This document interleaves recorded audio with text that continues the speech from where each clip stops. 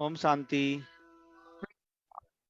आज का अव्यक्त महावाक्य 18 जुलाई 1974 से लिया गया है, जिसका शीर्षक है संपूर्ण पवित्र वृत्ति और दृष्टि से श्रेष्ठ तकदीर की तस्वीर।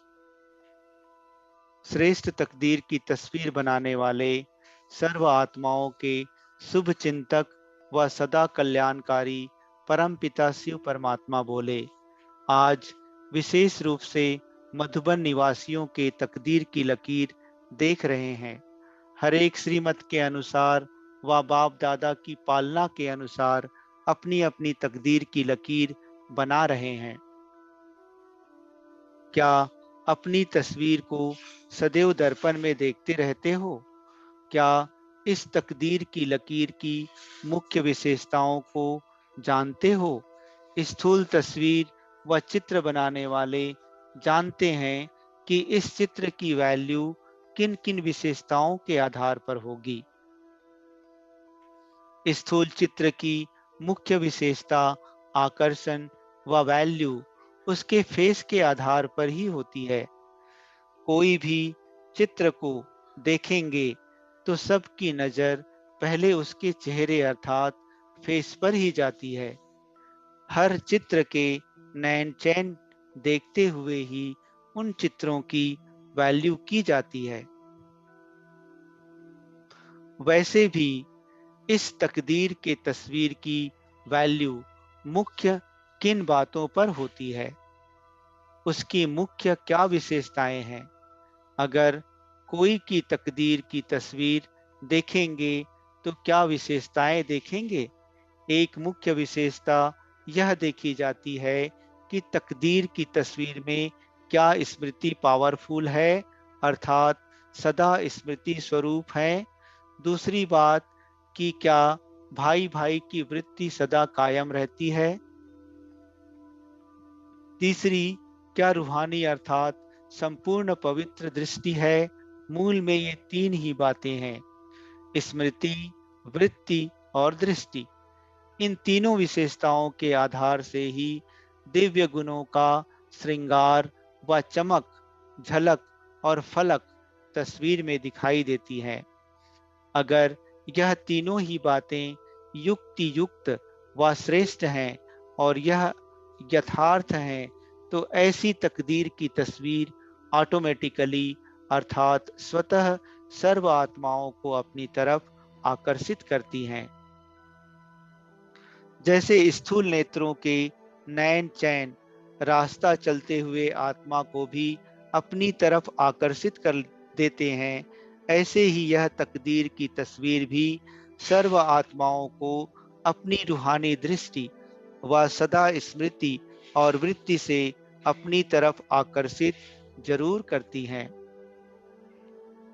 जैसे स्थूल चित्र देहधारी बनाने में अर्थात देह अभिमान में लाने के निमित्त बन जाते हैं, ना चाहते हुए भी आकर्षित करते हैं। कच्चे ब्राह्मणों को व देही अभिमानी बनने के पुरुषार्थियों को भी आकर्षित कर देह अभिमानी बना देते हैं, जो ही फिर कंप्लेन करते हैं कि रास्ता चलते चैतन्य चित्र व जड़ चित्र देखते हुए आत्म अभिमानी से देह अभिमानी बन जाते हैं। ऐसे ही जब रूहानी चित्र व तस्वीर आकर्षणमय बनाएंगे तो अनेक आत्माएं चलते फिरते भी देह अभिमानी से निकल देही अभिमानी बन जाएंगी। जब स्थूल चित्रों में इतनी आकर्षण है, तो क्या आप रूहानी चैतन्य चित्रों में इतनी रूहानी आकर्षण नहीं है? अब यही चेक कर रहा है कि मेरी तस्वीर व चित्र कहाँ तक आकर्षण मूर्त बना है। इस रूहानी चित्र में अगर इन तीन विशेष बातों में से एक की भी कमी है तो वह वैल्यूबल नहीं गिना जाएगा। जैसे स्थूल चित्रों में भी आंख, नाक व कान आदि आदि कोई भी एक चीज यथार्थ नहीं होती है, तो चित्र की वैल्यू कम हो जाती है। चाहे सारा चित्र कितना ही सुंदर हो, लेकिन मुख्य फेस में अगर थोड़ी सी भी कमी रहती है तो चित्र बेकार हो जाता है या फिर उसकी वैल्यू आधी हो जाती है।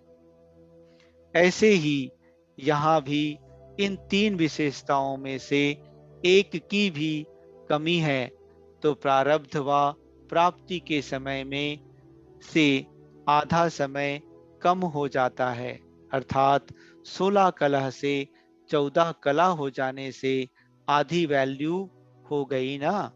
इसलिए इन तीनों ही बातों की हर समय चेकिंग चाहिए। अच्छा, तो क्या ऐसी चेकिंग करते हो? क्या चेकिंग का यंत्र जानते हो? यंत्र द्वारा ही तो चेकिंग करेंगे ना। वह कौन सा यंत्र है कि जिससे अपने को चेक कर सको?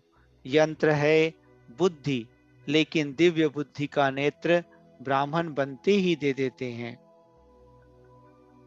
जैसे ऐसे कई लौकिक कुल होते हैं जहां जन्म लेने से ही युद्ध में व हिंसा में प्रवीण बनाने के लिए बचपन से ही तलवार के बजाय चाकू व लाठी चलाना सिखलाते हैं, जिससे कि उनको अपने सूरवीर कुल की स्मृति रहे। बाप दादा भी हर ब्राह्मण को माया के वार से बचने के लिए व माया को परखने के लिए यह दिव्य बुद्धि का नेत्र देते हैं। लेकिन दिव्य बुद्धि के बजाय जब साधारण लौकिक बुद्धि वाले बन जाते हैं तब माया को परख नहीं सकते व माया के वार से बच नहीं सकते व अपनी चेकिंग नहीं कर सकते। पहले यह देखो कि क्या अपना दिव्य बुद्धि रूपी नेत्र अपने पास कायम है। कहीं दिव्य बुद्धि रूपी नेत्र पर माया के संग दोष व वातावरण का प्रभावशाली जंग तो नहीं लग रहा है व कोई डिफेक्ट तो नहीं कर रहा है। अपनी ऐसी श्रेष्ठ तस्वीर बनाने के लिए मुख्य तीन विशेषताओं को भरने के लिए तीन शब्द याद रखो।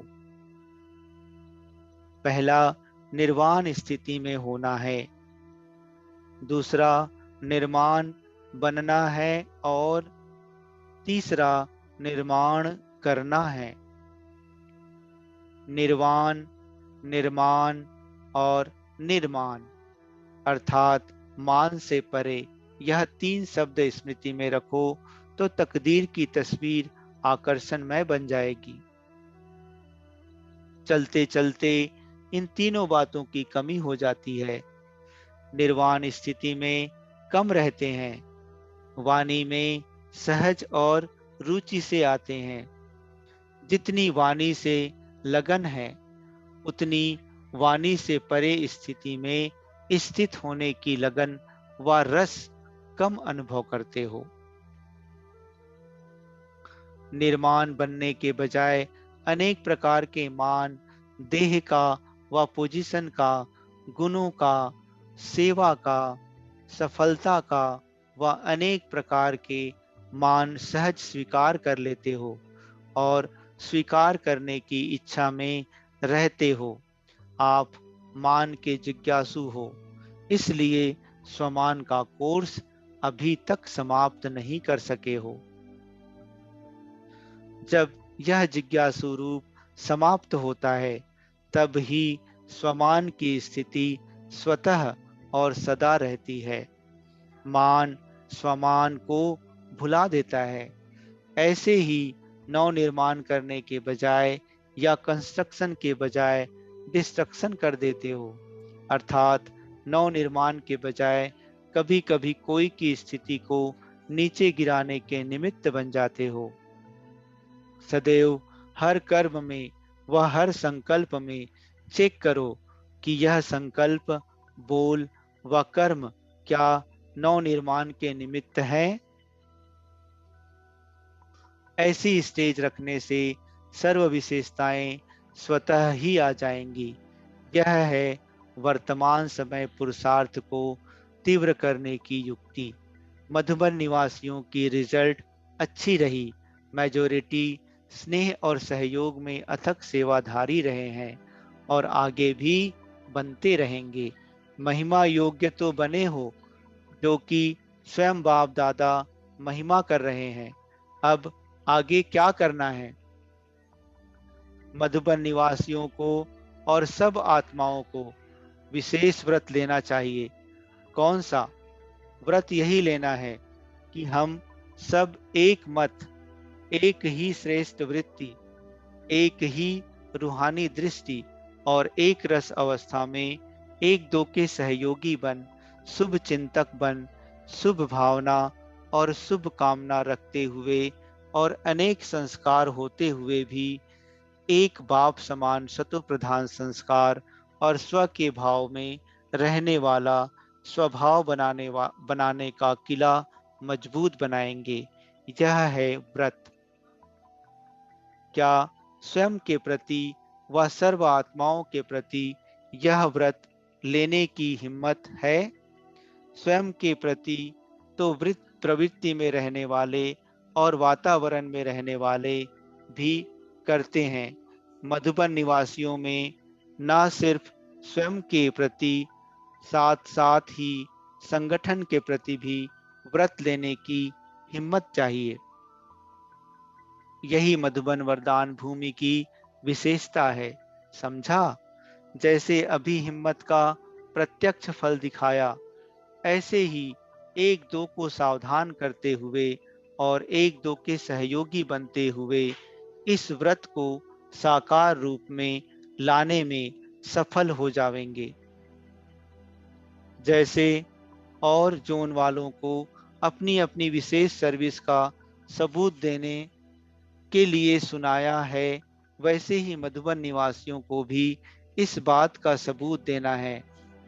इस आधार पर ही जनवरी में प्राइज मिलेगी। इतने समय में सबूत देना मुश्किल है क्या?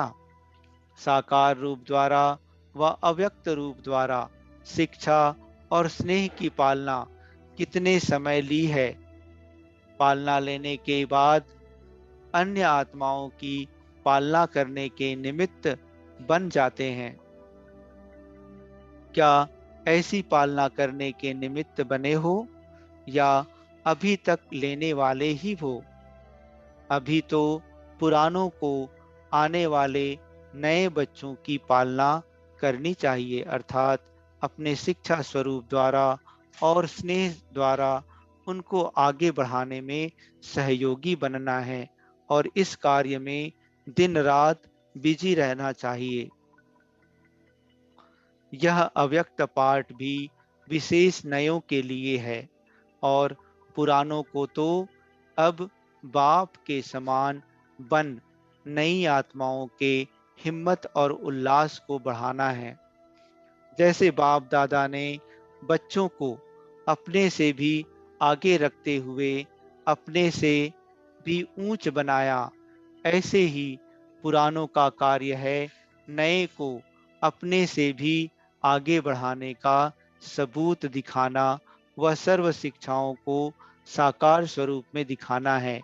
पालना का प्रैक्टिकल रूप रिटर्न रूप में देना है। अच्छा, ऐसे सपूत बच्चे अपनी तकदीर की तस्वीर अपनी धारणाओं द्वारा दिखलाने वाले, सदा मूल मंत्र और यंत्र को कर्तव्य में लाने वाले, बाप दादा के समान हर सेकंड और संकल्प सर्व आत्माओं के कल्याण के प्रति लगाने वाले, सदा स्व के भाव में रहने वाले, बाप दादा समान श्रेष्ठ संस्कार अर्थात अनादि और आदि संस्कारों को प्रत्यक्ष रूप में लाने वाले, हर संकल्प और हर समय को सफल बनाने वाले सफलता मूर्त सितारों को बाप दादा का याद प्यार, गुड नाइट और नमस्ते। अच्छा, ओम शांति।